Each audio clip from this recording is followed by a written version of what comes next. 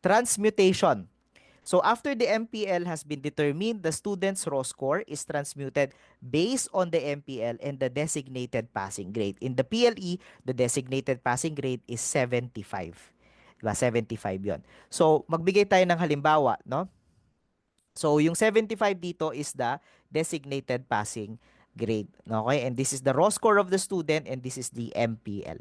So for example, let's say, no, for example, in biochemistry, you get a score of 55, but the MPL that was set was 60. Okay, no? So what will be your total transmuted grade? Okay, no? So using this formula, so papalitan lang natin yung raw score ng 55 and yung MPL ng 60. Okay, we will arrive at a transmuted score of 71.875. And usually, no, hindi pa kasi ako nakakita ng certificate of passing na merong decimal points. Usually, whole numbers sila. So, the board examiners would likely, no, round up or down based on the value.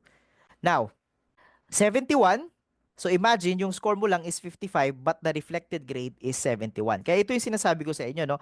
Hindi nyo kailangang matakot. Usually, when a subject is really difficult and marami talagang students ang nahirapan, that is an indication that the set MPL is low.